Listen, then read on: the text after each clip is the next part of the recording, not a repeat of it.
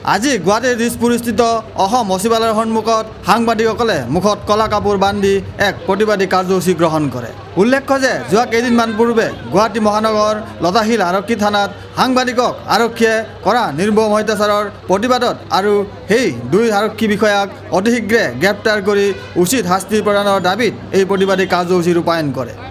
গতিকে এই প্ৰতিবাদী কাৰ্যসূচীৰে সকলো সাংবাদিকে লাজ গেটৰ পৰা অসম সচিবালয়ৰ সন্মুখত উপস্থিত হয় আৰু বিভিন্ন ধৰণৰ প্লেকাৰ্ড শ্লোগানেৰে প্ৰতিবাদ স্থল উত্তাল কৰি তোলে।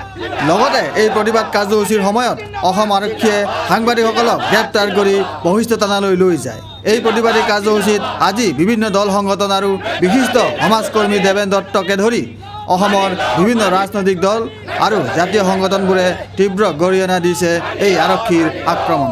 সেয়েহে এই ঘটনাৰ পৰিপ্ৰেক্ষিতত আছুৱে আজি গুৱাহাটীৰ বিভিন্ন স্থানত কলা পতাকা আঁৰি এই ঘটনাক প্ৰতিবাদ সাব্যস্ত কৰে। সেয়েহে আজিৰ এই সাংবাদিকৰ ওপৰত হোৱা ঘটনাক তীব্ৰ ভাষাৰে আছুৰ গুৱাহাটীৰ শাখাৰ সাধাৰণ সম্পাদক ৰাইফুদ্দিন আহমেদে কয়, মুখ্যমন্ত্ৰী তৰুণ গগৈয়ে বৰ্তমান অসমত দমন নীতিৰে শাসন চলাবলৈ আৰম্ভ কৰিছে আৰু সাধাৰণ জনসাধাৰণক চূড়ান্তভাৱে নিৰাপত্তা দিয়াত চূড়ান্তভাৱে ব্যৰ্থ হৈছে আৰু গণতন্ত্ৰৰ চতুৰ্থ স্তম্ভ এগৰাকী মহিলা সাংবাদিকক যি ঘটনাই অসমৰ সংবাদ জগত কলংকিত কৰিলে, সেই ঘটনাক আমি সদৌ অসম ছাত্ৰ সন্থাই তীব্ৰ ভাষাৰে গৰিহণা দিছোঁ। আজি আৰু সেই ঘটনাক সাংবাদিক বন্ধুসকলে প্ৰতিবাদ কৰিবলৈ যাওঁতে তেওঁলোকক গ্ৰেপ্তাৰ কৰিলে আৰু সেই ঘটনাকো আমি তীব্ৰ ভাষাৰে গৰিহণা দিছোঁ আৰু সেইকাৰণে আজি সমগ্ৰ গুৱাহাটীতে কলা পতাকা উৰাই তৰুণ গগৈৰ দমন নীতিক পৰিহাৰ কৰিবলৈ সাধাৰণ জনসাধাৰণৰ লগতে সাংবাদিকসকলকো নিৰাপত্তা দিবলৈ আমি দাবী জনাইছোঁ।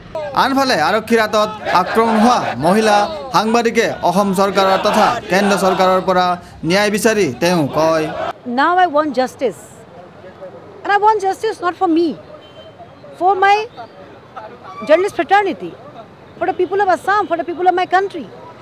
And the time when Honorable Prime Minister Narendra Modi has announced Beti Bachao, Beti Padhao Abhiyan, that time what happened with me is very unfortunate. And I want justice from Prime Minister Narendra Modi also.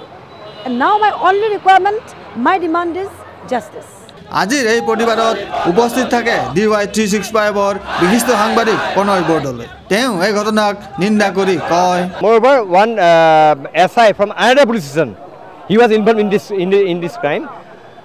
So 3 days is almost 3 days is over, but we have not seen any concrete step from the government. We have demanded that those two police officers, they should be arrested and they should be suspended from the job. But we have not seen any action from the government right now.